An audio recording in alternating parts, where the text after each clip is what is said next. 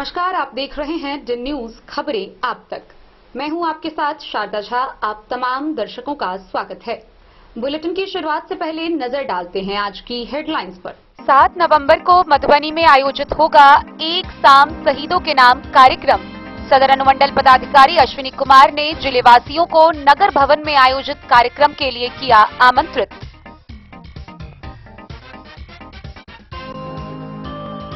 हड़ाकी के भारत नेपाल सीमा पर 48वीं वाहिनी एसएसबी जवानों ने 21 किलो गांजा किया जब्त, धंधेबाज फरार। रहिका पुलिस ने अलग अलग जगहों से कांड में फरार 3 अभियुक्तों को किया गिरफ्तार, भेजा जेल।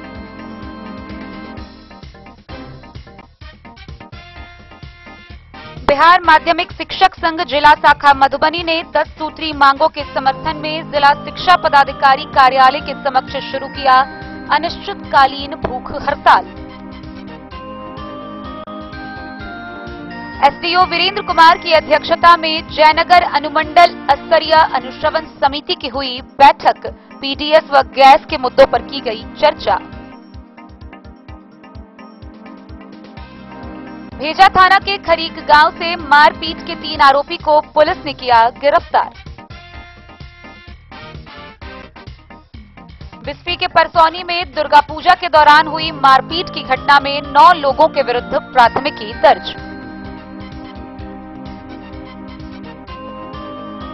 हड़लाकी थाना पुलिस ने अलग अलग जगहों पर छापेमारी कर 2 वाहन सहित 2550 बोतल शराब किया जब्त।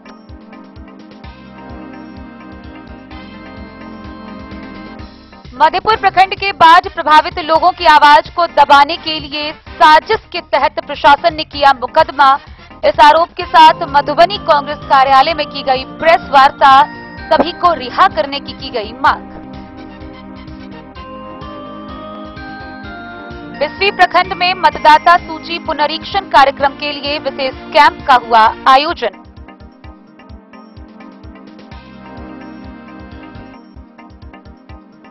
अयोध्या में आयोजित राष्ट्रीय कवि संगम के 10वें राष्ट्रीय अधिवेशन में मधुबनी के साहित्यकार पूर्व प्राचार्य डॉक्टर शुभ कुमार वर्णवाल हुए साहित्य के क्षेत्र के लिए सम्मानित।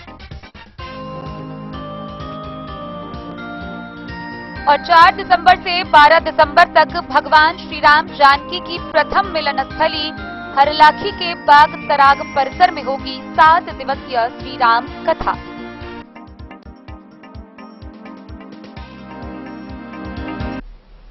बेनीपट्टी थाना क्षेत्र के मोहम्मदपुर में एक बार फिर दहशत का माहौल पूरी तरफ छाया हुआ है। गौरतलब है कि मोहम्मदपुर पुल के समीप एक युवक का शव बरामद किया गया है। युवक की हत्या गला रेत कर की गई है। बगीचे में खून से लथपथ उस युवक का शव बरामद किया गया। गौरतलब है कि युवक के शव का शिनाख्त अभी तक नहीं हो पाया है।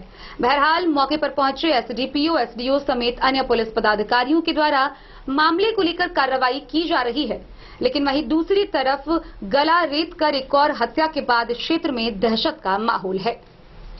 बेनीपट्टी थाना के मोहम्मदपुर पुल के समीप अपराधियों ने एक युवक की हत्या गला रेत कर की है। युवक का शिनाख्त नहीं हो पाया है। अपराधियों ने युवक को मोहम्मदपुर पुल के निकट सुनसान आम के बगीचे में ले जाकर चाकू से गला रेत दिया। युवक के शव के निकट चाकू का मुठरा पड़ा हुआ था, जिसे पुलिस ने सुरक्षित कर लिया है। शव स्थल पर गिरे भारी मात्रा में खून से संभावना व्यक्त की जा रही है कि युवक की हत्या अपराधियों ने बगीचे में ही कर दी है। सोमवार की सुबह शौच करने के लिए निकले स्थानीय लोगों की नजर बगीचे में पड़े शव पर गई। शव देख लोग सहम गए और इसकी सूचना बेनीपट्टी पुलिस को दी गई। उधर शव मिलने की सूचना सार्वजनिक होते ही मौके पर सैकड़ों लोगों की भीड़ जुट गई और शव शिनाख्त का प्रयास किया। उधर शव की जानकारी मिलते ही बेनीपट्टी एसडीपीओ नेहा कुमारी, एसएचओ सह पुलिस निरीक्षक सीताराम प्रसाद, संजीत कुमार, देव कुमार शर्मा, शेषनाथ प्रसाद दल बल के साथ मौके पर पहुंचकर शव के पहचान का प्रयास किया। शव की पहचान नहीं होने पर पोस्टमार्टम के लिए पुलिस ने शव को मधुबनी भेज दिया। इस संबंध में बेनीपट्टी की डीएसपी नेहा कुमारी ने बताया कि शव की पहचान अभी तक नहीं हुई है। शिनाख्त होते ही मामला खुल जाएगा। फिलहाल मामले की अनुसंधान की जा रही है। जल्द ही कांड का उद्भेदन कर लिया जाएगा।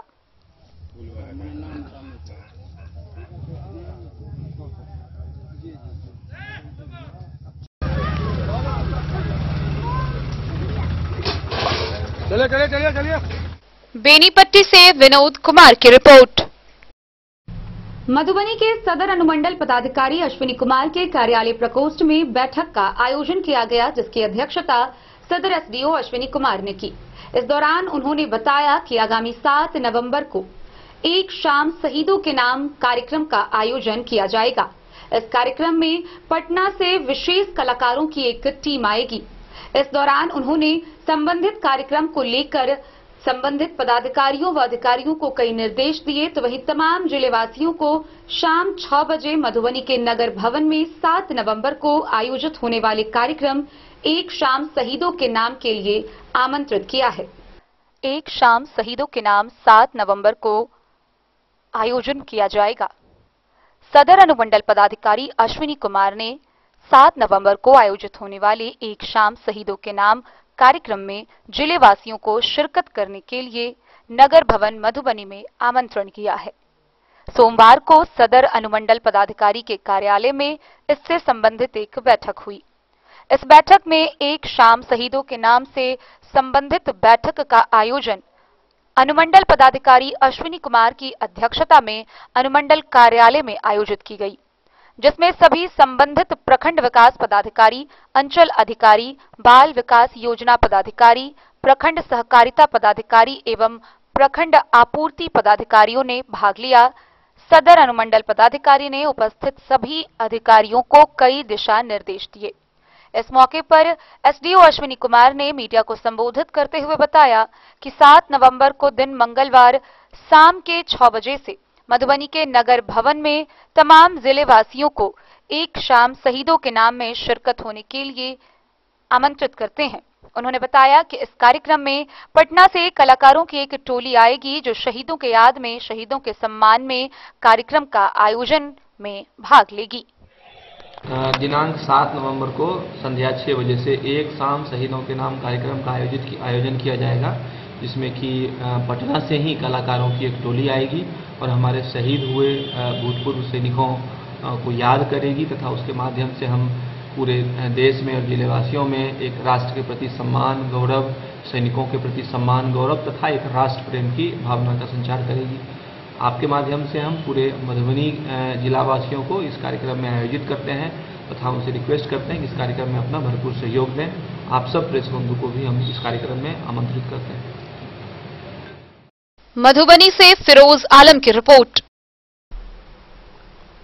हरलाखी प्रखंड के भारत नेपाल सीमा पर तैनात एसएसबी जवानों ने भारी मात्रा में गांजा बरामद किया है। एसएसबी ने यह कार्रवाई गुप्त सूचना के आधार पर की, जहां 48वीं वाहिनी एसएसबी जवानों ने 12 किलोग्राम गांजा जब्त किया है। हालांकि एसएसबी जवानों की भनक लगते ही तस्कर मौके से फरार हो गए। जब्त गांजा को हरलाखी पुलिस के हवाले कर दिया गया है। आगे की कार्रवाई जारी है। भारत में नेपाल सीमा पर तैनात 48वीं वाहिनी सशस्त्र सीमा बल जयनगर कार्य क्षेत्र अंतर्गत सीमा चौकी दिघिया टोल के एसएसबी जवानों ने तस्करी की भारी मात्रा में गांजा जब्त किया है। हालांकि इस कार्रवाई में तस्कर भागने में सफलता हासिल कर लिया।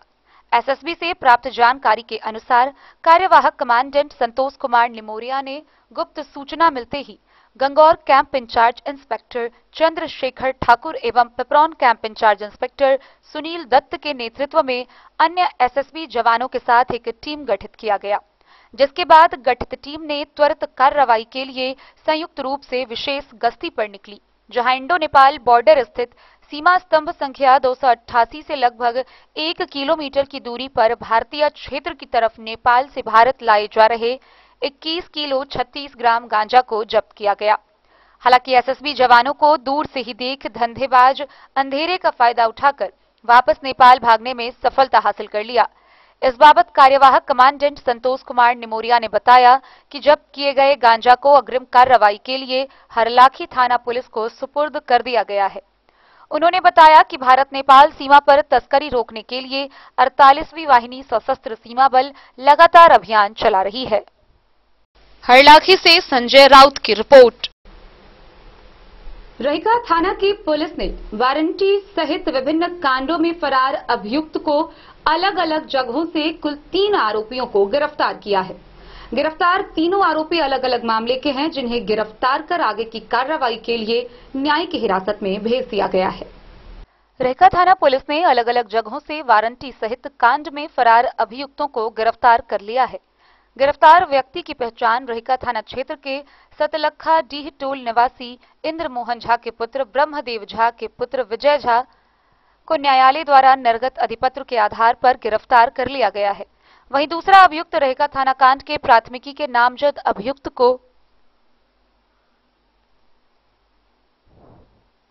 रंगदारी मांगने व बलपूर्वक फसल काट लेने के आरोप में कांड में फरार चल रहे मारर गांव निवासी देव नारायण यादव के पुत्र श्याम यादव को गिरफ्तार कर लिया गया। रेखा के थाना अध्यक्ष राजकिशोर कुमार ने बताया कि गिरफ्तार श्याम यादव के विरुद्ध 3 माह पूर्व बलपूर्वक फसल काटने और विरोध करने पर मारपीट रंगदारी मामले में रेखा थाना में प्राथमिकी दर्ज की गई थी, जिस कांड में अभियुक्त फरार चल रहा था। वहीं दूसरा न्यायालय द्वारा निर्गत अधिपत्र के आधार पर 2 वारंटी पिता पुत्र को ग्राम सतलखा डीहटोल से गिरफ्तार कर लिया गया है। गिरफ्तार तीनों अभियुक्तों को न्यायिक हिरासत में लेने के लिए व्यवहार न्यायालय मधुबनी भेज दिया गया। मधुबनी से फिरोज आलम की रिपोर्ट। मधुबनी के जिला शिक्षा पदाधिकारी कार्यालय के समक्ष बिहार माध्यमिक शिक्षक संघ जिला शाखा मधुबनी के शिक्षकों द्वारा 10 सूत्री मांगों के समर्थन में अनिश्चितकालीन हड़ताल शुरू किया गया है। गौरतलब है कि हड़ताल शुरू करने से पहले विभिन्न प्रकार से पत्राचार के माध्यम से अपनी मांगे रखी गई थी। मांगे पूरी नहीं होने पर अंत में थक हार कर सभी शिक्षक अनिश्चितकालीन भूख हड़ताल पर बैठ गए हैं। बिहार माध्यमिक शिक्षक संघ जिला शाखा मधुबनी के द्वारा अपनी 10 सूत्री मांगों को लेकर जिला शिक्षा पदाधिकारी के कार्यालय पर अनिश्चितकालीन धरना शुरू किया। उनकी मांगों में सितंबर व अक्टूबर वेतन का भुगतान, प्रत्येक माह के अगले 5 तारीख तक वेतन का भुगतान, नियमित कर्मियों की लंबित महंगाई भत्ता 2019 से 2023 तक कुल 4 किस्तों का भुगतान करना, नियोजित कर्मियों की लंबित महंगाई भत्ता का भुगतान करना, नियोजित शिक्षकों पुस्तकालयाध्यक्षों का पूर्व से ईपीएफ कटौती राशि का खासा हस्तांतरण करना, छठे चरण में नियुक्त शिक्षकों का वेतन भुगतान करना, नव नियुक्त विद्यालय सहायक या परिचारी का वेतन भुगतान करना, शिक्षकेतर कर्मियों को एसीपी का लाभ, जिला में कार्यरत परिचरी का उच्च पद पर प्रोन्नति हेतु पत्र निर्गत करना, सभी शिक्षकों का लंबित वेतन भुगतान की पूर्ति हेतु जिला पदाधिकारी मधुबनी संघ जिला शिक्षा पदाधिकारी मधुबनी को स्मारित किया जाता रहा, लेकिन मांगों की पूर्ति नहीं होने के कारण बाध्य होकर बिहार माध्यमिक शिक्षक संघ शाखा मधुबनी के अध्यक्ष फैयाज अहमद एवं सचिव शंभू कुमार झा सहित सैकड़ों बीएसटीए के पदाधिकारी सहित सदस्य जिला शिक्षा पदाधिकारी मधुबनी के कार्यालय के समक्ष अनिश्चितकालीन भूख हड़ताल शुरू करना पड़ा। आमरण स्थल पर मुख्य रूप से बीएसटीए राज्य सहायक चुनाव आयुक्त हरिवंश नारायण चौधरी, प्रमंडल सचिव अमीर अभिषेक, जिला के राज्य कार्यकारिणी मनोज कुमार झा, कोषाध्यक्ष संजीव नयन झा, परीक्षा सचिव मोहम्मद उबैदुल्लाह, प्रेस प्रबंधक गौरी कांत मिश्र, संयुक्त सचिव अशोक कुमार, राजा राम झा, पूर्व संयुक्त सचिव रविंद्र कुमार झा समेत कई लोग उपस्थित थे। शंभू कुमार झा, जिला सचिव बिहार माध्यमिक शिक्षक संघ इकाई मधुबनी। किस चीज के लिए धरना पर बैठे हुए हैं? महाधरना अनिश्चितकालीन धरना के लिए सरकार एवं विभाग के स्पष्ट आदेश के बावजूद भी आवंटन रहते हुए शिक्षकों को दुर्गा पूजा के अवसर तक इस पावन पर्व पर भी माह अक्टूबर तो क्या माह सितंबर का भी वेतन भुगतान नहीं किया गया। साथ ही साथ कुछ विद्यालय परिचारी हैं, विद्यालय सहायक हैं, जिनको 1 साल हो गया अनुकंपा के आधार पर विद्यालय में नियुक्ति का, उनका आज तक वेतन भुगतान नहीं हो पाया। कई शिक्षकों का बकाया वेतन है, साथ ही साथ डीए एरियर वेतन है। बार बार हम लोगों ने इस संबंध में जिला शिक्षा पदाधिकारी महोदय को, जिला पदाधिकारी महोदय को, जिला कार्यक्रम पदाधिकारी स्थापना, जिला कार्यक्रम पदाधिकारी माध्यमिक शिक्षा को पत्र के माध्यम से व्यक्तिगत रूप से मिलकर के अनुरोध किया है, लेकिन कुछ भी परिणाम नहीं निकला। अंततोगत्वा हम लोगों को भूख हड़ताल पर जाना पड़ा। अभी आप लोग किस चीज का अनिश्चितकालीन धरना दे रहे हैं? ये हम लोग बिहार माध्यमिक शिक्षक संघ जिला इकाई मधुबनी के बैनर तले यहाँ जितने भी शिक्षक उपस्थित हैं वो माध्यमिक और उच्च माध्यमिक संवर्ग के हैं।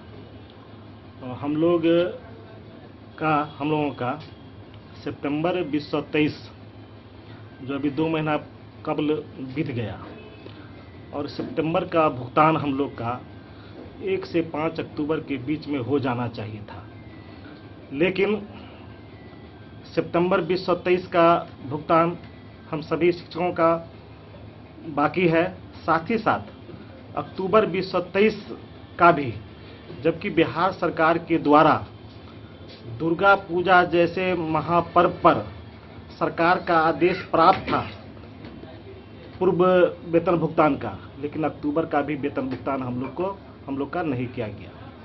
इसी को लेकर के हम लोग बराबर जिला शिक्षा पदाधिकारी मधुबनी, जिला कार्यक्रम पदाधिकारी माध्यमिक शिक्षा, जिला कार्यक्रम पदाधिकारी स्थापना से मिलते आ रहे हैं।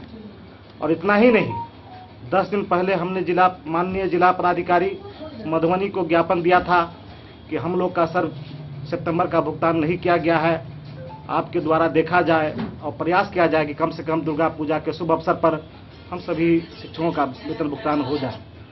माननीय जिला पदाधिकारी ने उसी समय जिला कार्यक्रम पदाधिकारी माध्यमिक शिक्षा से बात किया था, लेकिन केवल बात ही तक रहा और वेतन भुगतान हम लोग का नहीं हुआ। यही नहीं, बल्कि विगत लगभग 1 वर्षों से कभी भी हम लोग का वेतन भुगतान समय पर नहीं होता है। हमेशा 1 महीना, 1.5 महीना, 2 महीना विलम्ब से ही भुगतान होता है। इसी को लेकर के हम लोग तंग आकर के आज ही जाकर के हम लोगों ने आमरण अनशन और अनिश्चितकालीन भूख हड़ताल पर बैठे हुए हैं, और जब तक हमारी सारी मांगे नहीं पूरी होती है तब तक हम लोग यहाँ पर बैठे रहेंगे। आपका परिचय? मेरा नाम है फैयाज अहमद, जिला अध्यक्ष बिहार माध्यमिक शिक्षक संघ मधुबनी। मधुबनी से फिरोज आलम की रिपोर्ट। जयनगर अनुमंडल कार्यालय प्रकोष्ठ में अनुमंडल अनुश्रवण समिति की बैठक हुई। बैठक की अध्यक्षता जयनगर अनुमंडल पदाधिकारी वीरेंद्र कुमार ने की। इस दौरान विशेष तौर पर पीडीएस विक्रेताओं के साथ बैठक में पीडीएस व गैस के अलावा विभिन्न मुद्दों पर चर्चा की गई। जयनगर अनुमंडल कार्यालय में सोमवार को अनुमंडल अनुश्रवण समिति की बैठक एसडीओ वीरेंद्र कुमार की अध्यक्षता में आयोजित हुई। बैठक में उपस्थित जनप्रतिनिधियों ने पीडीएस व गैस के अलावे अन्य मुद्दों पर चर्चा की। बैठक में विद्युत सहायक अभियंता वरुण कुमार, कनिया अभियंता गौरी शंकर प्रसाद, पीएचसी प्रभारी डॉक्टर रवि भूषण प्रसाद, आपूर्ति पदाधिकारी विपिन कुमार अंसु, लदनिया एमओ अमितेश कुमार, मुख्य पार्षद कैलाश पासवान, भाकपा माले सचिव भूषण सिंह, कांग्रेस अध्यक्ष सुरेंद्र महतो, सांसद प्रतिनिधि विनय कुमार सिंह, अनुरंजन सिंह, राजीव कुमार सिंह, अस्पताल प्रबंधक प्रभास कुमार, प्रशांत, सभी गैस एजेंसी व एसएफसी गोदाम के एजीएम समेत कई लोग मौजूद थे। मोहम्मद अली के साथ हनुमान प्रसाद मोर की रिपोर्ट। खबरों का सिलसिला जारी रहेगा, जल्द ही लौटेंगे एक छोटे से ब्रेक के बाद। आप बने रहिए हमारे साथ। समाधान रेडीमेड एवं सारी शोरूम, फैशन भी, गारंटी भी, डिजाइनों के कलेक्शन भी। मधुबनी में कपड़ों के विश्वसनीय प्रतिष्ठानों में से एक समाधान रेडीमेड एवं सारी शोरूम, जहां आप पाएंगे लक्ष्मीपति, सुभाष, विशाल, अनुश्री समेत हर तरह की साड़ी, सिल्क साड़ी और बनारसी साड़ी, हैंडवर्क साड़ी और फैंसी साड़ी, साथ ही आकर्षक डिजाइनों में लहंगा, चुनरी भी। सभी ब्रांडेड कपड़ा यहाँ उपलब्ध है। Readymade coat pant, sherwani, jeans pant, shirt, crop top, बाबा suit, ladies suit, gown, Naira suit समेत मेंस वियर, लेडीज वियर एवं किड्स वियर का भरपूर रेंज व विभिन्न प्रकार के डिजाइनों के लिए आज ही पधारे। समाधान रेडीमेड एवं सारी शोरूम। हमारा पता है महिला कॉलेज रोड मधुबनी। समाधान रेडीमेड एवं सारी शोरूम हमारी, आपकी और हम सब की पहली पसंद। समाधान रेडीमेड एवं सारी शोरूम।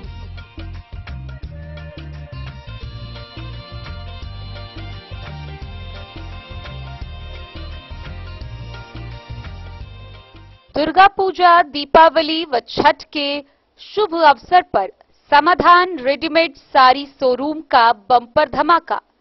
रेडीमेड कपड़ों की खरीद पर 10 से 20% तक की विशेष छूट। इसके साथ ही 5,000 की खरीदारी पर आप पाएंगे दीवाल घड़ी मुफ्त, 10,000 की खरीदारी पर चांदी का सिक्का मुफ्त।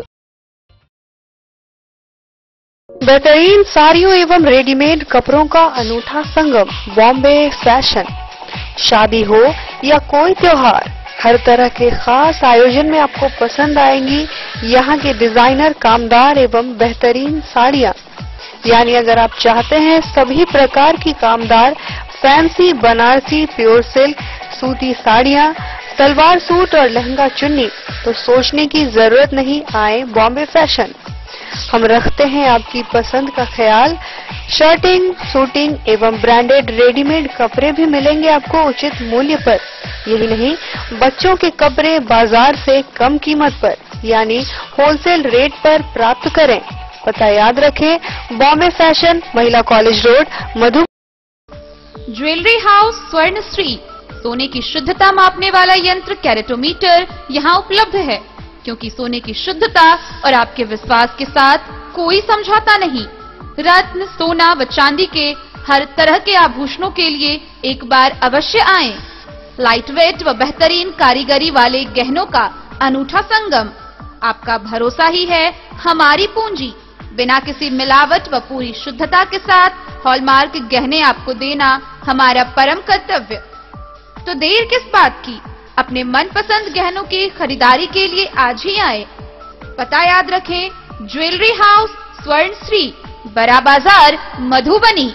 ट्विंडर्म क्रीम दाद, खाज, खुजली, एलर्जी, एक्जिमा, स्किन एलर्जी समेत विभिन्न त्वचा संबंधित रोगों में लाभदायक। Twinderm cream marketed by Aronix health care. तो किसी भी प्रकार के त्वचा रोग से है परेशान तो ट्विंडर्म क्रीम है सबका समाधान। जिले के सभी दवा दुकान में उपलब्ध ट्विंडर्म क्रीम। ट्विंडर्म क्रीम, ट्विंडर्म क्रीम दाद, खाज, खुजली, एलर्जी, एक्जिमा, स्किन एलर्जी समेत विभिन्न त्वचा संबंधित रोगों में लाभदायक। Twinderm cream marketed by Aronix health care. तो किसी भी प्रकार के त्वचा रोग से हैं परेशान तो ट्विंडर्म क्रीम है सबका समाधान। मधुबनी जिला के हर दवा दुकान में उपलब्ध ट्विंडर्म क्रीम। भेजा थाना क्षेत्र के खरीक गांव से पुलिस ने 3 आरोपियों को गिरफ्तार किया है। गिरफ्तार तीनों आरोपी खरीक गांव के सैनी चौपाल, रघुवीर चौपाल और लक्ष्मी मुखिया के रूप में उनकी पहचान की गई है। मामला 2 वर्ष पूर्व का बताया जा रहा है।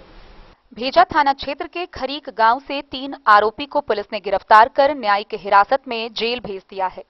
गिरफ्तार आरोपियों की पहचान खरीक गांव निवासी लक्ष्मी मुखिया, रघुवीर चौपाल एवं सैनी चौपाल के रूप में हुई है। तीनों के खिलाफ उसी गांव के महेंद्र चौपाल ने प्राथमिकी दर्ज करवाई थी, जिसमें महेंद्र चौपाल ने चोट का उपचार दरभंगा मेडिकल कॉलेज अस्पताल में करवाया था। यह विवाद दोनों के बीच 2 वर्ष पूर्व हुई थी, जिसमें तीनों आरोपी थे।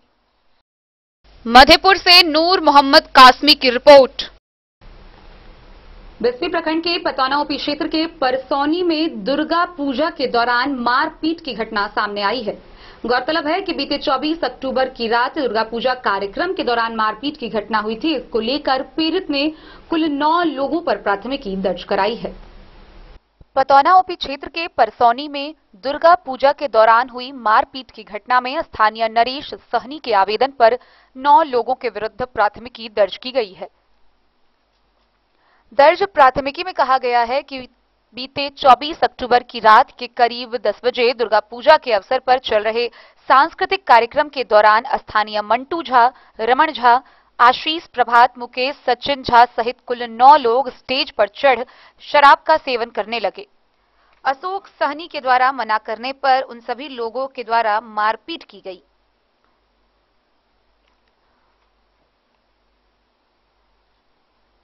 जब नरेश सहनी अपने भाई अशोक सहनी को देखने पर बचाने गया तो उन सभी लोगों ने उसके साथ भी मारपीट कर उसे घायल कर दिया।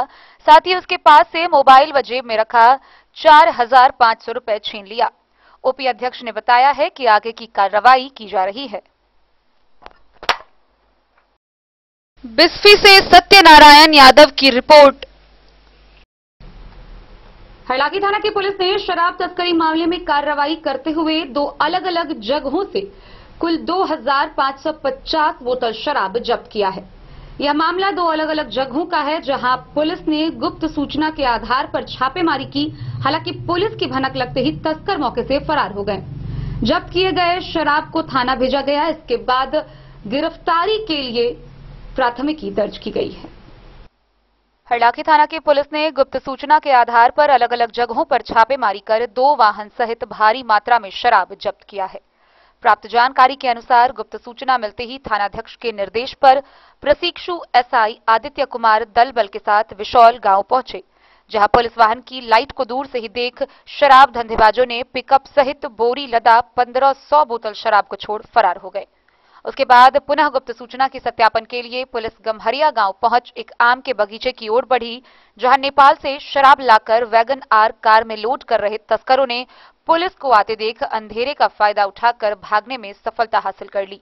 उस कार से 1050 बोतल शराब बरामद किया गया। इस बाबत थानाध्यक्ष अनुज कुमार ने बताया कि दोनों वाहन से कुल 2550 बोतल शराब जब्त किया गया है। जब्त दोनों वाहन मालिकों के विरुद्ध प्राथमिकी दर्ज कर आगे की कार्रवाई शुरू कर दी गई है।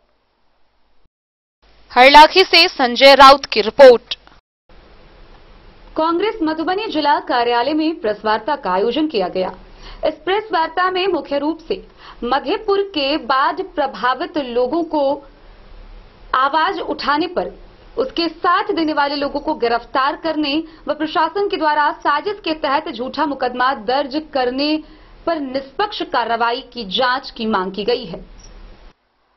मधुबनी जिला महागठबंधन के द्वारा कांग्रेस कार्यालय मधुबनी में संयुक्त प्रेस वार्ता किया गया, जिसमें महागठबंधन के जिला अध्यक्षों के द्वारा मधेपुर के अंचलाधिकारी मधुबनी के द्वारा मधेपुर प्रखंड के बाढ़ प्रभावित लोगों के आवाज को दबाने हेतु साजिश रचकर मुकदमा किया गया, जबकि बिहार प्रांतीय खेतीहर मजदूर यूनियन के द्वारा घेरा डालो डेरा डालो कार्यक्रम की स्वीकृति के लिए अंचल अधिकारी मधेपुर, थाना मधेपुर, अनुमंडल पदाधिकारी झंझारपुर एवं जिला पदाधिकारी को मधुबनी को लिखित सूचना दी गई, जबकि प्रशासन के द्वारा कार्यक्रम नहीं करने की कोई सूचना नहीं दी गई।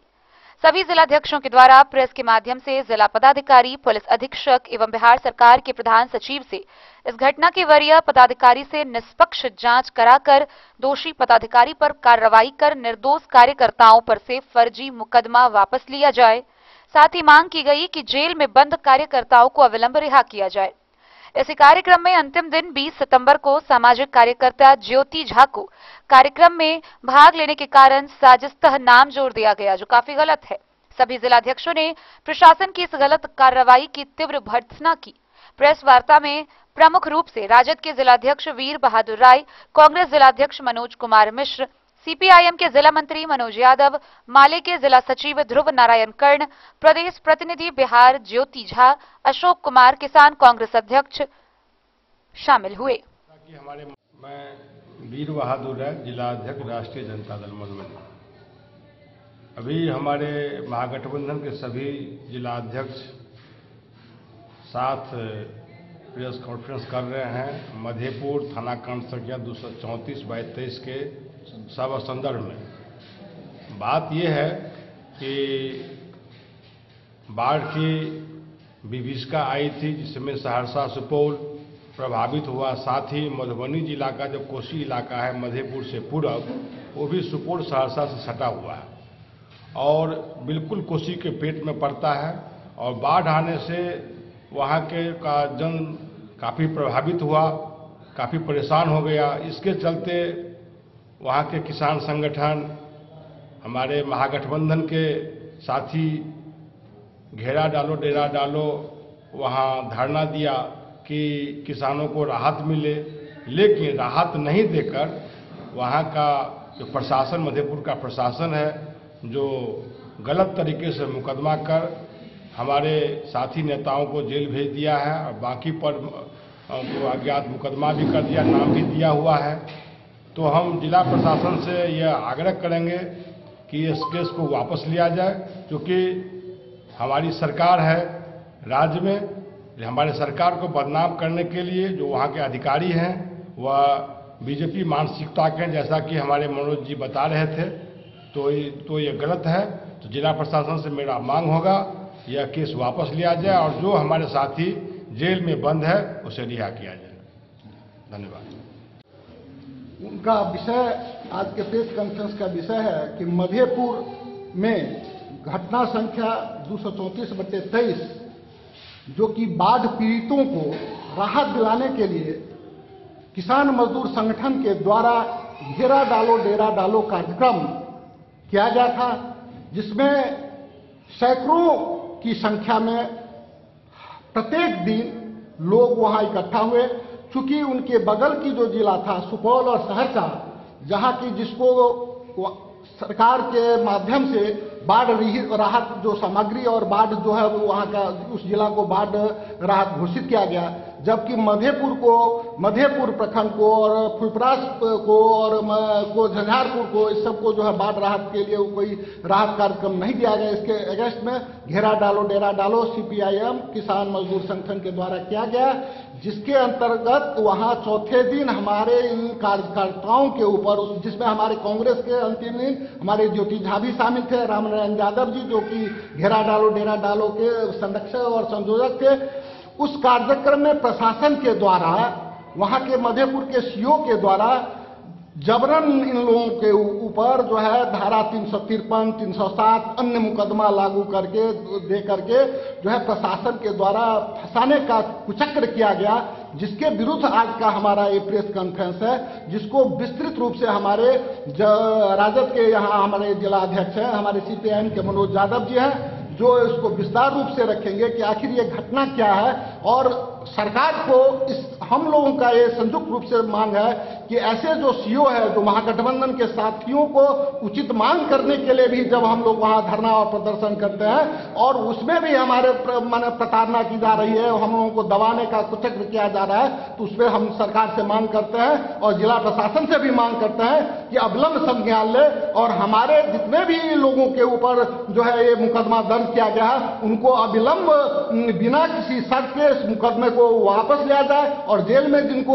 गिरफ्तार किया गया है उनको अविलंब रिहा किया जाए। इसीलिए हमारा ये महती जो है आज का कार्यक्रम है। तो हम इसके लिए CPIM के हमारे जो जिला अध्यक्ष हैं उनको विस्तृत इस संदर्भ में जानकारी है, तो हम उनसे आग्रह करेंगे कि वो अपनी बात को रखें और फिर हमारे राजद के जिला अध्यक्ष यहाँ बैठे हुए हैं वो भी अपनी बात रखेंगे। 13 अगस्त को हमारे माननीय जल संसाधन मंत्री संजय झा जी और जिला के प्रशासन, उनका संयुक्त बयान आया था कि मधुबनी जिला में जो पानी आ रहा है, जो बाढ़ आ रहा है, 4,63,000 क्यू पानी छोड़ा गया है और आम जनता को कहा गया कि आप सुरक्षित स्थान पर चले जाएं। लेकिन वह नदी नाला खाली था, वह जो पानी आया था उससे ज़्यादा प्रभावित क्षति नहीं हुआ। पुनः 24 अक्टूबर को भी 4,14,000 क्यू 24 अगस्त को 4,14,000 क्यू से अधिक पानी छोड़ा गया था। जो मधेपुर के जो कोसी इलाका है वह पानी घर घर चला गया था और वहां से निकलने के लिए लोगों को नाव से, बोट से सहारा लेना पड़ा। कई स्वयंसेवी संस्था ने वहां जाकर के राहत का कार्य चलाए, लेकिन प्रशासन के द्वारा 1 रुपया का राहत कार्य वहां नहीं चलाया गया। और माननीय मंत्री जी का कहना था कि 1989 में जो बाढ़ आया था उसके बाद यह पहला बाढ़ है। तो मेरा कहना साफ है कि हमारे मंत्री जी का बयान है कि 89 के बाद यह बाढ़ आया है। सहरसा और सुपौल में जो मधुबनी जिला के मधेपुर के 3 पंचायत, 2 पंचायत सहरसा जिला के साथ और 1 पंचायत सुपौल जिला के साथ, वह ज्वाइंट है और सहरसा सुपौल में राहत मिलता है, हमारे यहाँ राहत नहीं मिलता है। तो इस तरह का जो दोहरी नीति चला यहाँ पर हमारे खेत मजदूर यूनियन और किसान संगठन के द्वारा, वहाँ डेरा डालो घेरा डालो 15 सितंबर से वहाँ शुरू हुआ। 20 सितंबर की रात में वहाँ एक प्रशासन का जमावड़ा लगा और 20 सितंबर के 11 बजे रात में कहा गया कि आप लोग यहाँ से चले जाइए, नहीं तो हम लाठीचार्ज करेंगे और गिरफ्तार करेंगे। वहाँ के लोगों ने कहा कि हम तो राहत मांगने के लिए आए हैं, और जब उन्होंने नहीं हटे तब उन लोगों पर लाठीचार्ज किया गया, महिला लोगों को भद्दी भद्दी गाली दिया गया और वहाँ से हल्का लाठीचार्ज करके भगाया और राम नारायण यादव को गिरफ्तार करके जेल भेज दिया। लेकिन वहाँ एक सामाजिक कार्यकर्ता हमारे ज्योति जी भी वहाँ पर थे, लेकिन ज्योति जी का भी नाम उस FIR में दे दिया गया, चूँकि नैतिक रूप से उस आंदोलन को समर्थन कर रहे थे। एक वीरेंद्र पूर्वे है, उनका नाम दे दिया गया। पुनः उसमें डायरी में अप्राथमिकी अभियुक्त शशि भूषण प्रसाद, जो हमारे खेत मजदूर यूनियन के जिला मंत्री है, उसको जयनगर से गिरफ्तार करके यहाँ जेल भेज दिया है। हमारे SFI student federation of India के जो जिला सेक्रेटरी है प्रभात मनु, उसका नाम ले आया है। एक वहाँ वार्ड सदस्य है प्रवीण कुमार, उसका नाम लाया है। और धीरे धीरे यहाँ प्रशासन इसको बढ़ा रहा है और सामाजिक कार्यकर्ता को जेल भेज रहा है। मेरा कहना साफ है कि हम लोग महागठबंधन का सरकार चल रहा है, हम लोग उस सरकार के घटक दल है, लेकिन प्रशासन जो है वह प्रशासन विशुद्ध बीजेपी और विरोधी जो पार्टी है इस सरकार के, इस सरकार को बदनाम करने के लिए बीजेपी के इशारे पर यह प्रशासन चल रहा है। आज हमारा प्रेस कॉन्फ्रेंस है, 1 तारीख को पूरे बिहार में मधुबनी जिला प्रशासन के खिलाफ हमारा आंदोलन है, और उसके बाद पुनः महागठबंधन के साथ ही हम लोग बैठेंगे और मधुबनी जिला प्रशासन, खास के मधेपुर के CO और मधेपुर के थाना प्रभारी के खिलाफ इस जिला के अंदर हम बड़ा आंदोलन का हम रूप देंगे। मनोज कुमार यादव, जिला मंत्री CPIM मधुबनी, और हमारे साथी RJD के जिला अध्यक्ष। मधुबनी से फिरोज आलम की रिपोर्ट। प्रेस कॉन्फ्रेंस का विषय है कि मधेपुर में घटना संख्या। खबरों का सिलसिला जारी रहेगा, जल्द ही लौटेंगे एक छोटे से ब्रेक के बाद। आप बने रहिए हमारे साथ।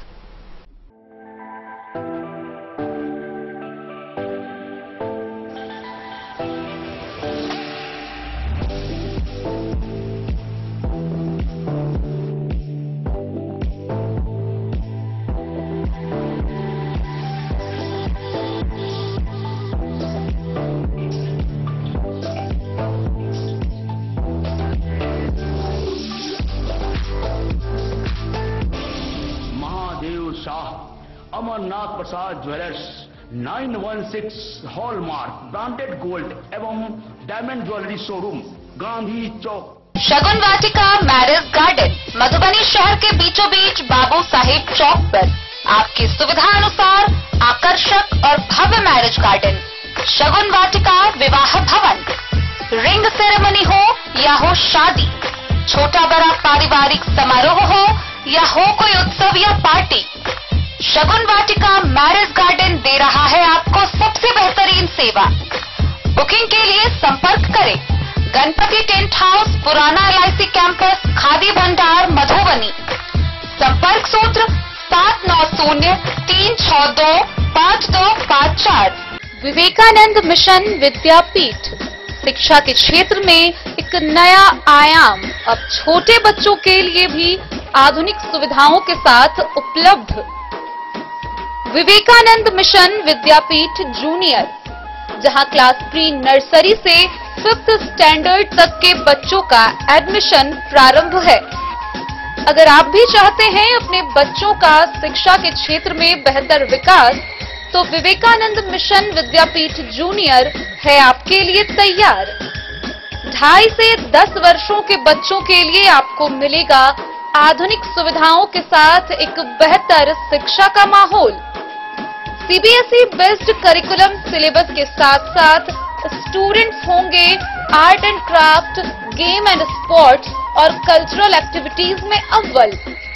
इंग्लिश मीडियम के माहौल के बीच स्टूडेंट्स बनेंगे स्मार्ट, जहां किताबी ज्ञान के साथ साथ हर क्षेत्र में स्टूडेंट्स होंगे अवेयर। हॉबीज और इंटरेस्ट को मिलेगी प्राथमिकता। तो आइए और अपने बच्चों के बेहतर भविष्य के लिए आज ही नामांकन करवाइए। विवेकानंद मिशन विद्यापीठ जूनियर, हमारा पता है तिरहुत कॉलोनी, नगर परिषद, main road, ward number 21 Madhubani. बीते रविवार को बिस्फी प्रखंड क्षेत्र में वरीय पदाधिकारी के निर्देशानुसार मतदाता सूची पुनरीक्षण कार्यक्रम के लिए विशेष कैंप का आयोजन किया गया। इसके तहत अहर्ता तिथि 1 जनवरी 2024 के आधार पर मतदाता सूची में मतदाता का नाम जोड़ने व हटाने को लेकर आवेदन लिए गए। जिला निर्वाचन पदाधिकारी सह जिला पदाधिकारी के निर्देश पर रविवार को बिस्फी प्रखंड क्षेत्र में मतदाता सूची पुनरीक्षण कार्यक्रम हेतु विशेष कैंप का आयोजन किया गया। अहर्ता तिथि 1 जनवरी 2024 के आधार पर विशेष संक्षिप्त पुनरीक्षण कार्यक्रम अंतर्गत दावा आपत्ति प्राप्त करने हेतु आयोजित इस विशेष कैंप का निरीक्षण वरीय उपसमाहर्ता सह प्रभारी अंचलाधिकारी नसीन कुमार निशांत के द्वारा की गई। उन्होंने बिस्फी विद्यापति स्मारक भवन एवं मध्य विद्यालय बिस्फी पर बने बूथ सहित मध्य विद्यालय बसवरिया, उत्क्रमित मध्य विद्यालय नूरचक, प्राथमिक विद्यालय कोरियानी के अलावे कई बूथों का निरीक्षण कर बीएलओ को कई तरह के निर्देश दिए। मौके पर उन्होंने बताया कि 1 जनवरी 2024 के आधार पर जिनका उम्र 18 साल पूरा हो चुका है, वैसे मतदाताओं का नाम मतदाता सूची में जोड़ने हेतु तथा मृतक मतदाता का नाम सूची से हटाने के साथ साथ दावा एवं आपत्ति प्राप्त करने को लेकर निर्वाचन आयोग के आदेश दिशा निर्देश पर इस विशेष कैंप का आयोजन किया गया है।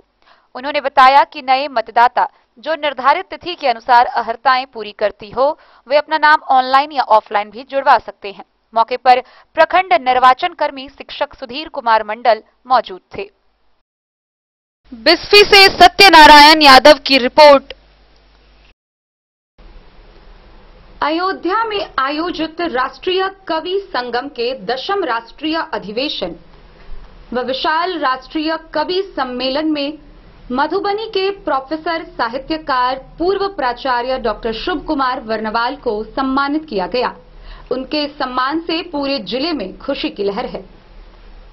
राष्ट्रीय कवि संगम के 10वें राष्ट्रीय अधिवेशन एवं विशाल राष्ट्रीय कवि सम्मेलन जो कि राम की पैरी सरयू तट पर बीते 28 अक्टूबर व 29 अक्टूबर को अयोध्या में आयोजित समारोह में जिले के ख्याति प्राप्त रचनाकार कवि पूर्व प्राचार्य प्रोफेसर शुभ कुमार वर्णवाल अंग वस्त्र व प्रतीक चिन्ह से सम्मानित किए गए।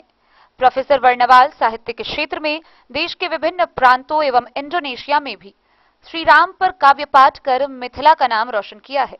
इनके इस सम्मान पर जिले के साहित्यकारों ने हर्ष जताया है। स्वचालित कवि गोष्ठी के संयोजक भाषाविद प्रोफेसर जेपी सिंह, सह संयोजक उदय जायसवाल, प्रोफेसर नरेंद्र नारायण सिंह निराला, रामेश्वर निशांत, ज्योति रमन झा बाबा, सुभेश चंद्र झा, श्रीपति सिंह, डॉक्टर लाल बाबू साह, प्रोफेसर इस्तेयाक अहमद, विनयानंद झा, भोलानंद झा, डॉक्टर संगीता वर्णवाल, सुभाष चंद्र झा सिनेही, पंकज सत्यम, ऋषिदेव सिंह, प्रीतम कुमार निषाद, राजेश पांडे, डॉक्टर श्याम बालक समेत कई लोगों ने डॉक्टर शुभ कुमार वर्णवाल के इस सम्मान पर हर्ष व्यक्त करते हुए उन्हें बधाई दी है। Bureau report Madhubani. रामायण में भगवान श्री राम व किशोरी जी का पहला मिलन जिस पुष्प वाटिका में जिक्र किया गया है, उसका नाम बाग तड़ाग परिसर है और यह मधुबनी जिला के हरलाखी प्रखंड क्षेत्र में विराजित है। वैसे तो यह बाग तड़ाग परिसर, जहां माता किशोरी व प्रभु श्री राम का पहला मिलन हुआ था, वर्षों से अपेक्षित रहा है, लेकिन जल्द ही यहां पर 7 दिवसीय श्री राम कथा का आयोजन होने वाला है, जो कि आगामी 4 दिसंबर से शुरू होगा। इसको लेकर स्थानीय लोगों में उत्साह चरम पर है। वहीं आयोजन समिति के द्वारा जोर शोर से इसको लेकर तैयारियां की जा रही है। आइए हम आपको विस्तार से दिखाते हैं ये पूरी खबर। मधुबनी जिला अंतर्गत हरलाखी प्रखंड स्थित प्रभु श्री राम व माता जानकी की प्रथम मिलन स्थली पौराणिक फुलहर बाग तड़ाग परिसर में वर्षों बाद 7 दिवसीय श्री राम कथा के आयोजन को लेकर ग्रामीणों का उत्साह चरम पर है। जानकारी देते हुए कमेटी के अध्यक्ष सह मुखिया प्रतिनिधि रंजीत ठाकुर ने बताया कि कथा की सभी तैयारी जोरों से चल रही है। आगामी 4 दिसंबर से 12 दिसंबर तक भगवान का प्रथम मिलन स्थली के प्रांगण में किशोरी सरन मधुकर जी महाराज के द्वारा प्रवचन किया जाएगा। 7 दिवसीय श्री राम कथा में भाग लेने के लिए भारत के विभिन्न प्रांतों के साधु संतों को आमंत्रण पत्र भेजा जा रहा है। कथा को ऐतिहासिक बनाने के लिए पूरे पंचायत के लोग लगे हुए हैं। उन्होंने बताया कि तुलसीदास के द्वारा लिखी गई रामचरितमानस में भगवान श्री राम सीता का प्रथम मिलन का जिक्र जिस भूमि की महिमा का बखान किया गया है वह यही पवित्र भूमि है, लेकिन इसका जिक्र रामायण सर्किट में होने के बावजूद यह पावन भूमि हजारों वर्षों से उपेक्षित है। उन्होंने बताया कि बाग तराग का 21 बीघा 13 कट्ठा भूमि है, जिसको चरौथ के एक महंत के द्वारा वर्षों से अपने कब्जे में ले लिया गया था, जिस कारण बाग तड़ाग का विकासनात्मक कार्य नहीं हो पा रहा था। लेकिन इस बीच धार्मिक न्यास परिषद ने उस महंत के कब्जे से बाग तड़ाग की भूमि को मुक्त कराकर साबित कर दिया है कि यह भूमि भगवान श्री राम जानकी के नाम से है। इस पर किसी भी महंत का कोई अधिकार नहीं है। प्राप्त जानकारी के अनुसार धार्मिक न्यास परिषद के द्वारा यह भी कहा गया है कि जनक जी की फुलबारी बाग तराग का जल्द सौंदर्यीकरण होगा। इस पवित्र भूमि पर सुंदर फुलबारी व मंदिर का निर्माण के साथ साथ समुचित विकासनात्मक कार्यों की दिशा में पहल शुरू कर दी गई है। बाग तड़ाग के पुजारी बिहारी पांडे का कहना है कि यह वही पवित्र स्थल है जहां त्रेता युग में माता जानकी नित्य दिन गिरिजा माई को पूजा करने अपने सहेलियों के साथ आया करती थी। इससे पहले राजा जनक की फुलबारी इसी बाग तराग में पूजा के लिए फूल चुनती थी।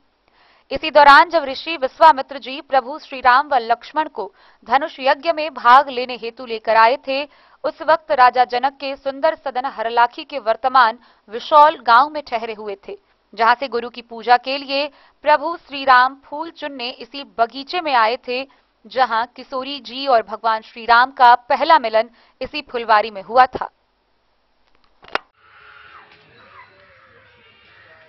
जी बताएंगे यहाँ पर जो प्रवचन का जो बात कही जा रही है, कब से क्या कुछ कार्यक्रम रखा गया बाग तराग में? जी बिल्कुल सच बात है कि बाग तराग की पावन धरती पर भगवान राम और माता जानकी की प्रथम मिलन स्थली महाराज मिथिलेश की एक पुष्प वाटिका के निर्माणार्थ 4 दिसंबर 2023 से 12 दिसंबर 2023 तक किशोरी शरण मधुकर जी मुठिया बाबा के माध्यम से यहाँ पर कथा वाचन आरंभ होना है।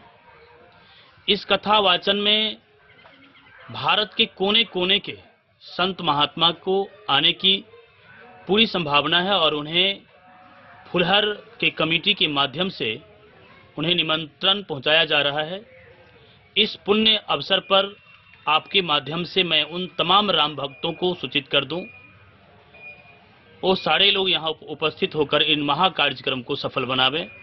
यहाँ पर पिछले 5 से 6 महीना से भगवान राम और माता जानकी की महा और भव्य मंदिर निर्माण करने की जो कार्य चल रहा है, जिस पर विचार चल रही है, इसके लिए सिया प्यारे शरण जी श्री संदीप कुमार जी के माध्यम से पहल किया जा रहा है और स्थानीय कमेटी भी अपना जोर शोर से पहल कर रही है। धार्मिक न्यास परिषद के द्वारा जिन कमेटी को निबंधन प्राप्त हुआ है वो अपने कार्य में लगे हुए हैं।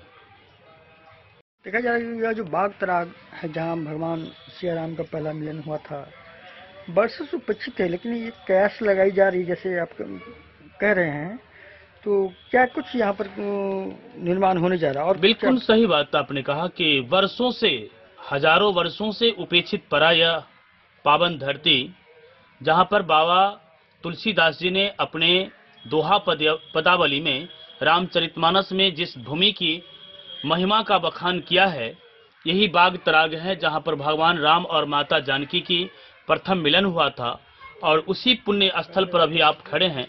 ये उपेक्षित है वर्षों से। भारत के बहुत सारे ऐसे स्थान हैं जो रामायण सर्किट के अंतर्गत आते हैं। फुलहर भी उन्हीं में से प्रमुखता में से एक है। अयोध्या की राम मंदिर की स्थिति वर्षों से जो स्थिति था उस पर देख लीजिए, लेकिन सरकार ने चाही है और वहां पर कार्य आरंभ है। फिर भी फुलहर का जो स्थिति है, इस पर 21 बीघा 13 कट्ठा जमीन चरौत महंत आनंद कंद दास जी अपने अंतर्गत रखे थे, जिसको धार्मिक न्यास परिषद ने उन्हें इस पर से मुक्त कर दिया है। उनका कहना है कि इस पर आनंद कंद दास का कहीं पर कोई जगह नहीं है, ये बिल्कुल राम जानकी का भूमि है और इस पर विकास का कार्य होना चाहिए। तो बहरहाल ये न्यास बोर्ड के द्वारा ये कार्य कराई जाएगी राम मंदिर।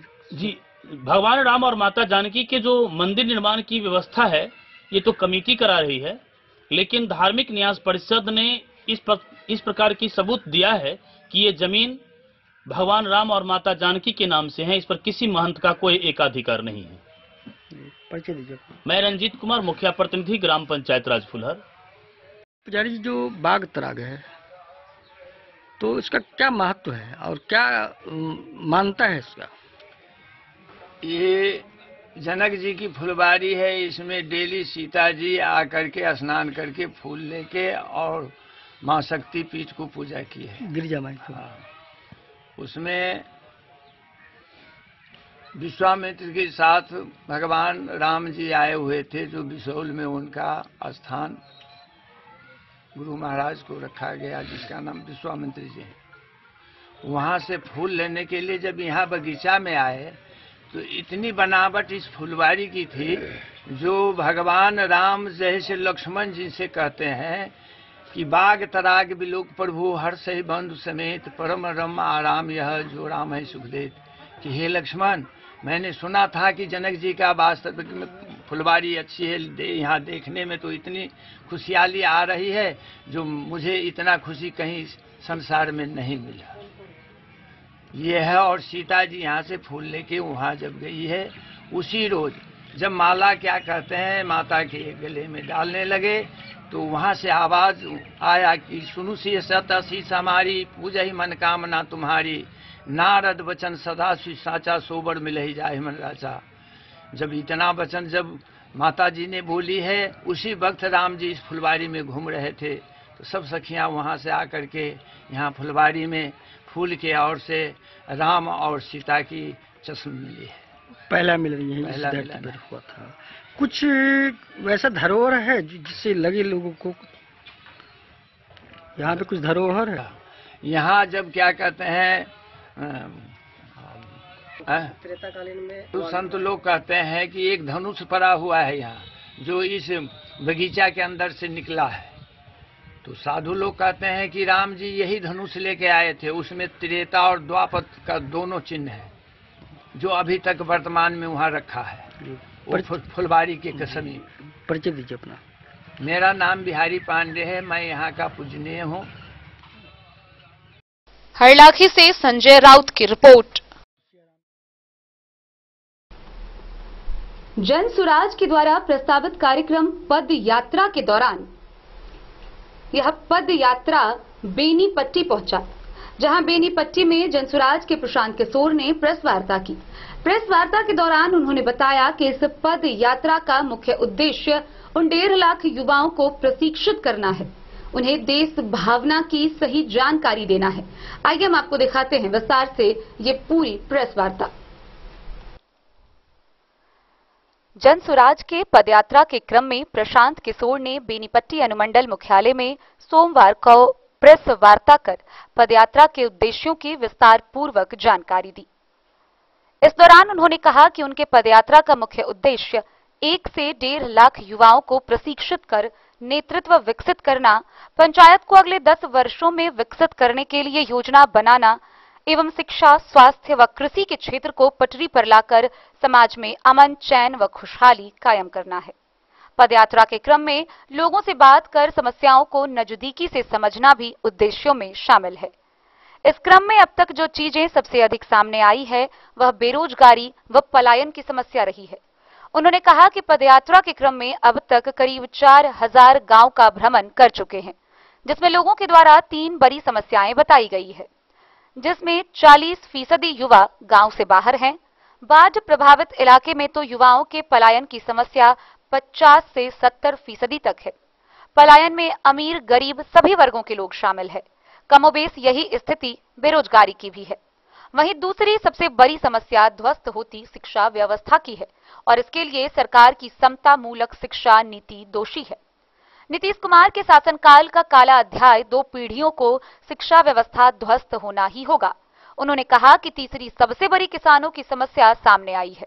कृषि पर आधारित लोगों की हालत इतनी खराब है कि हर आपात स्थिति में उन्हें अपना जमीन बेचना पड़ रहा है। अब तक भूमि सुधार के लिए कोई प्रयास नहीं किया गया। आधी से अधिक जमीन में खेती ही नहीं हो पाती है और बंजर रह जाती है। भूमि सुधार कानून का लागू नहीं होना इसका मुख्य कारण है।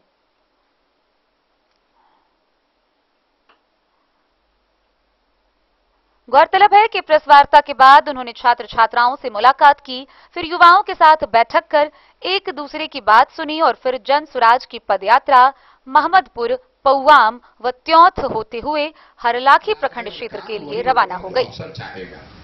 और तीसरा जो शब्द है जो सबसे ज्यादा सुना गया आज अभियान के तहत हम लोगों ने जो ये पदयात्रा शुरू की है, उसके करीब करीब आज 14 महीने होने जा रहे हैं। इन 14 महीनों में पश्चिम चंपारण से चल के पूर्वी चंपारण, शिवहर, गोपालगंज, सिवान, छपरा, वैशाली, समस्तीपुर, मुजफ्फरपुर, सीतामढ़ी होते हुए मैं कल आपके जिले मधुबनी में आया हूं और मधुबनी में करीब करीब 1 महीने में यहाँ रहूंगा और प्रयास होगा कि यहाँ जो 21 प्रखंड है उन सारे प्रखंडों में जाया जाए, वहाँ के पंचायतों में जाया जाए। जो पदयात्रा का स्वरूप अभी तक रहा है उसी तरह से आगे जाएंगे, जहाँ बिहार की मधुबनी के हर प्रखंड, हर पंचायत तक पहुँचने का प्रयास होगा। पदयात्रा का उद्देश्य जैसा कि आपको मालूम है कि पहला उद्देश्य ये है कि बिहार की समस्याओं को, लोगों की समस्याओं को जमीन पर जाकर देखा जाए, समझा जाए। साथ ही जो एक बड़ा प्रयोजन है वो ये कि लोगों को ये बताया जाए कि इस समस्या से, इस गरीबी पिछड़ापन से वो किस तरीके से बाहर निकल सकते हैं। अगर लोग इस बात को समझ लें तो दूसरा उद्देश्य ये है कि बिहार में विकल्प के अभाव में लोगों को मजबूरी में गलत लोगों को वोट देना पड़ता है। उन लोगों को भी वोट देना पड़ता है जिनके बारे में समाज की समझ है कि इन लोगों ने हमें ठगा है या काम नहीं किया है, लेकिन विकल्प के अभाव में उन्हीं दलों को, उन्हीं नेताओं को, जनता को वोट करना पड़ता है। तो ये व्यवस्था बदले, इसके लिए जरूरी है कि एक नया विकल्प बनाया जाए। तो विकल्प बनाने के लिए हर प्रखंड पंचायत से ऐसे लोगों को निकाल कर लाया जा रहा है जिनके बारे में समाज अच्छी सोच रखता है। जब पदयात्रा शुरू हुई थी तो हम लोग का एक अनुमान था, लक्ष्य था कि हर प्रखंड से करीब करीब 20 ऐसे लोगों को निकाला जाएगा जो कि साथ में आकर एक नया दल, नया विकल्प बना सकते हैं। तब का अनुमान था कि अगर हर प्रखंड से 20 ऐसे लोगों को निकाला जाए तो पूरे बिहार में करीब करीब 15,000 ऐसे लोग हो जाएंगे जिनके साथ इस नए विकल्प की शुरुआत की जा सकती है। अभी 14 महीनों का, 13 महीनों का अनुभव ये रहा है कि हर प्रखंड से करीब 2 से 2,500 लोग जन सुराज की इस परिकल्पना से जुड़कर इसके संस्थापक सदस्य, इसके बनाने वाला बनना चाहते हैं। तो स्वाभाविक तौर पे जब संख्या बढ़ गई है तो उसको व्यवस्थित करने में भी थोड़ी परेशानी हम लोगों को, जो हमारी व्यवस्था थी 20 आदमी को जांचने, परखने, बैठाने, संगठन बनाने का, अभी वो 2,000, 2,500, 2,200, 2,300 हर प्रखंड में होता है। इसलिए थोड़ा सा उसको बनाने की प्रक्रिया में विलम्ब भी हो रहा है। लेकिन जिस जिले में भी पदयात्रा खत्म होती है वहाँ से जो लोग जुड़ते हैं उनका एक संगठनात्मक स्वरूप बना दिया जाता है। ये दल नहीं है लेकिन उसका संगठनात्मक स्वरूप, जिसमें जिले की इकाई, अनुमंडल, प्रखंड और पंचायत, ये चारों स्तर पर पूरे संगठन के स्वरूप को पदयात्रा खत्म होने के 15 दिन के अंदर बना दिया जाएगा। साथ ही उनके काम करने के लिए जो उनके कार्यालय हैं, व्यवस्था है, वो भी कर दी जाती है। इस पूरे वो है पीसी। ये शब्द आज से 5-7 साल पहले मैं बिहार में मैं नहीं सुनता था कम से कम। ये हर योजना में, योजना चाहे केंद्र की हो या सरकार राज्य की हो, हर योजना में एक व्यवस्था बना दी गई है कि 10% से लेकर 50% तक पीसी तो काटा ही जाएगा। इन 3 शब्दों के साथ 3 जो साधन है अभी लोगों के रोजगार के बिहार में, वो 3 हैं: अवैध शराब का कारोबार, बालू का कारोबार और जो अनाज में चोरी हो रही है उससे जुड़े हुए लोग। गांव में, हर गांव में ऐसे 5-7-10 लोग मिल जाते हैं, या तो वो शराब के काम में लगे हुए हैं, अवैध शराब जो घर घर डिलीवरी हो रही है उसमें लगे हुए हैं, या फिर जो अवैध बालू का कारोबार हो रहा है उसमें हो रहा है, या फिर तीसरा ये जो अनाज आ रहा है, अनाज को पैसे में कन्वर्ट किया जा रहा है करप्शन के लिए, इसमें भी बड़ी संख्या में लोग समाज के लगे हुए हैं। तो ये 3 माफिया जो हैं, बालू माफिया, शराब माफिया और अनाज माफिया, बिहार में रोजगार के सबसे बड़े प्रोवाइडर यही 3 लोग हैं।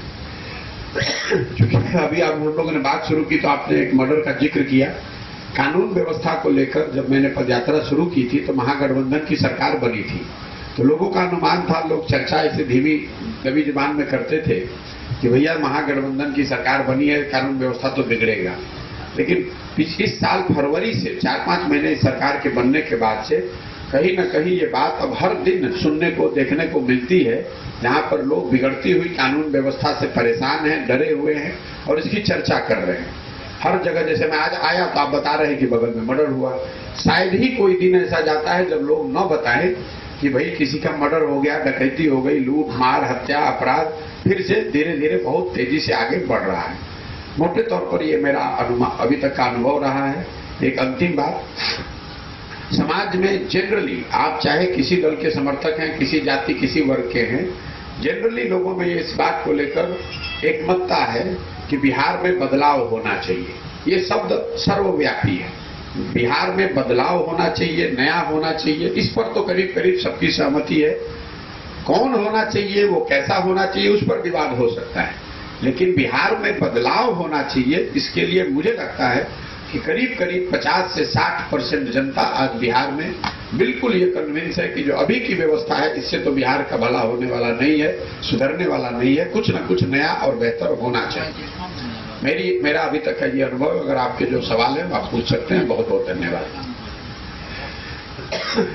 बिहार में जो अभी जातीय और धार्मिक व्यवस्था के तहत शासन चल रही है, हर पंचायत में 10 बच्चों को ये अवसर दिया जा रहा है कि अगर वो चाहे तो वो राजनीतिक सामाजिक जीवन में अपनी शुरुआत कर सकते हैं। पूरे बिहार में 1 लाख बच्चों को ये अवसर दिया जा रहा है कि अगर आपके पिताजी, आपके परिवार वाले कोई पैसे वाले नहीं हैं, राजनीति से नहीं जुड़े हैं, लेकिन आप में वो राजनीतिक क्षमता है, इच्छा है, आप राजनीति में आना चाहते हैं, मुखिया का चुनाव लड़ना चाहते हैं, वार्ड सदस्य लड़ना चाहते हैं, जिला पार्षद लड़ना चाहते हैं, कल होके विधायक बनना चाहते हैं, तो ऐसे बच्चों को चिन्हित करना और उनको क्लबों के जरिए संगठित करना। आपके यहाँ मधुबनी में भी करीब 600 ऐसे क्लब खोले गए हैं। आपको हर पंचायत में, जब ये अगले साल अंत तक, अगले 1 साल में हर पंचायत में 10 बच्चों को ये अवसर प्राथमिकता के आधार पर दी जा रही है। जो लड़के आते हैं उनमें इवैल्यूएशन होता है और एक बार जो लड़कों ने क्लब खोला, क्लब खोलने की प्रक्रिया ये है कि आप 25 लोग मिलकर क्लब खोल सकते हैं। उसके बाद उन बच्चों का प्रशिक्षण और राजनीतिक सामाजिक तौर पर जो काम करना है उसके लिए संसाधन, मतलब सलाह और संसाधन दोनों ही जनसुराज की ओर से दिया जा रहा है। इसके पीछे सोच ये है कि बिहार में अगर आप ध्यान से देखेंगे तो पिछले 30 वर्ष में जितने लोग एमएलए एमपी बिहार में बने हैं वो सिर्फ 1250-1300 परिवार के लोग ही यहाँ एमएलए एमपी बने हैं।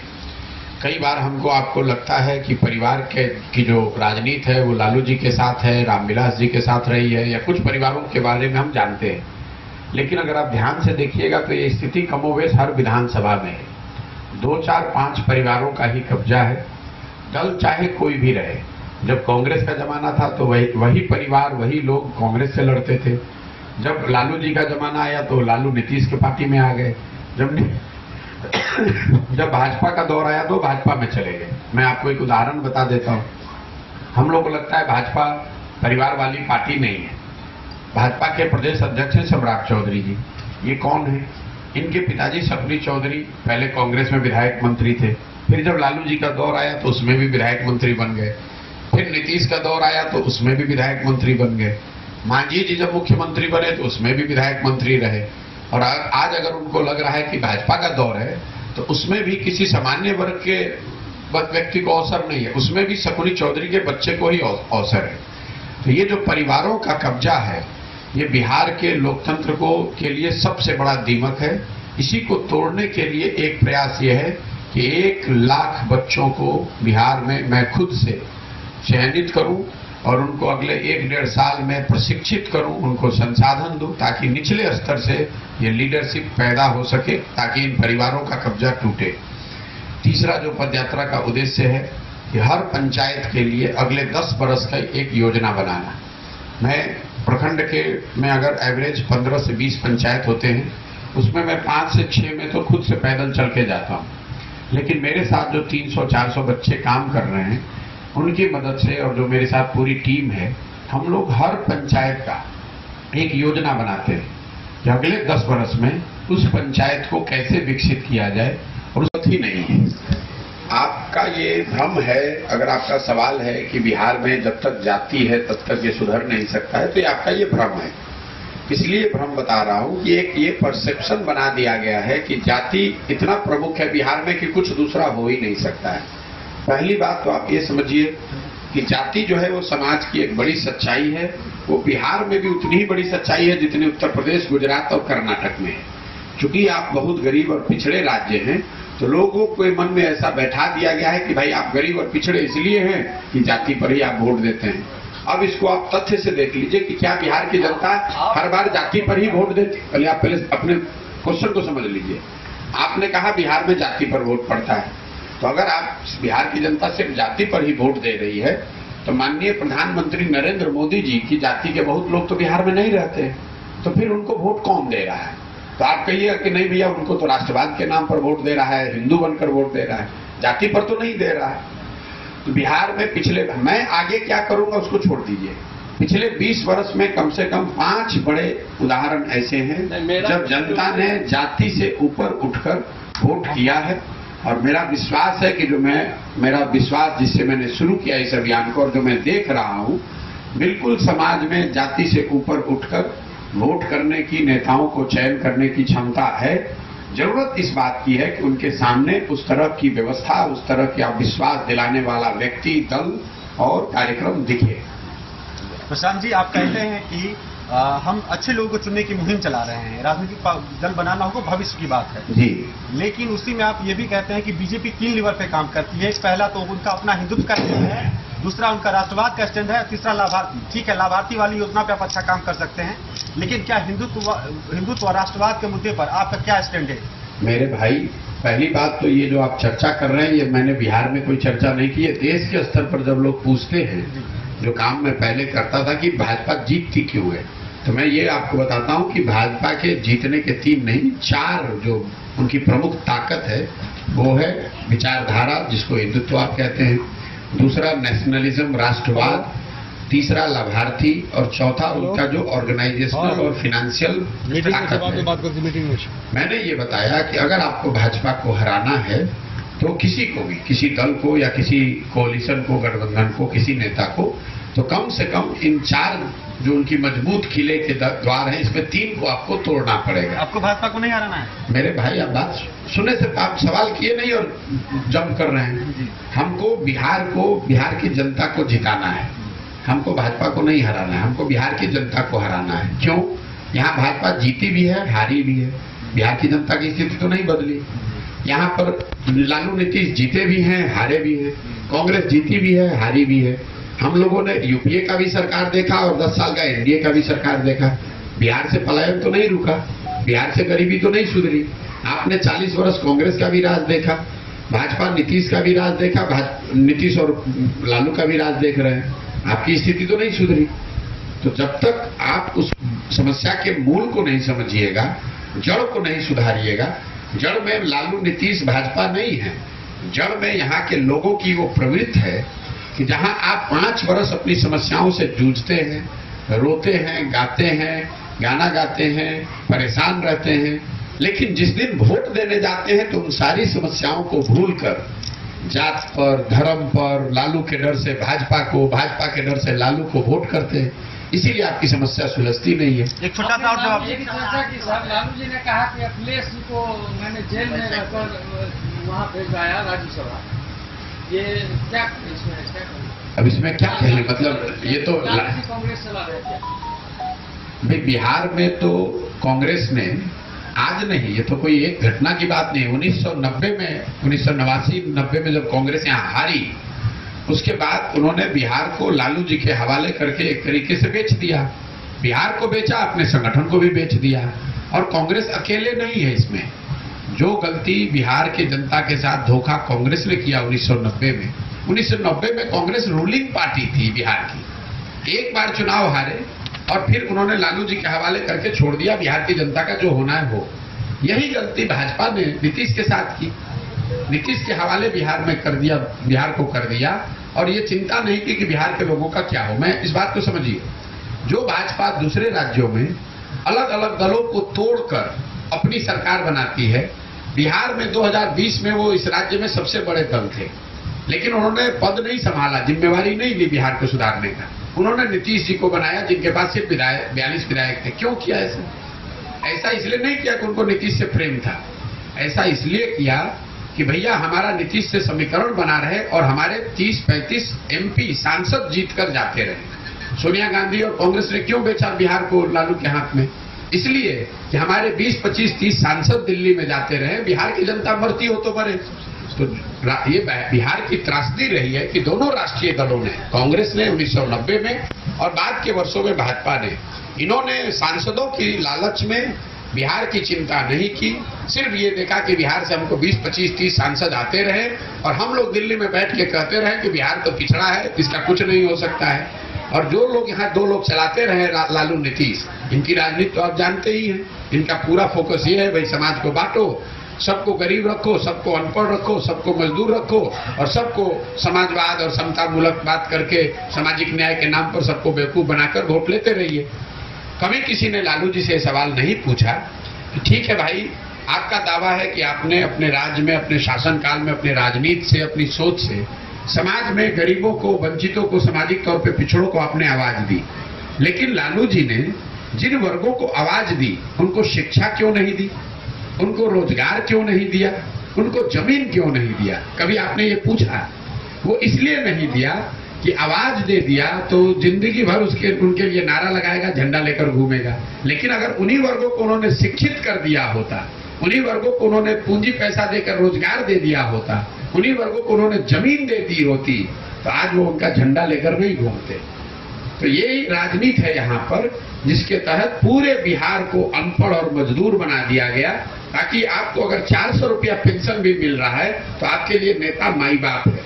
आज के इस जमाने में 400 रुपया पेंशन पाने वाले लोग वोट कर रहे हैं कि भैया सरकार 400 रुपए दे। बेनीपट्टी से विनोद कुमार की रिपोर्ट। कि किसी पंचायत में।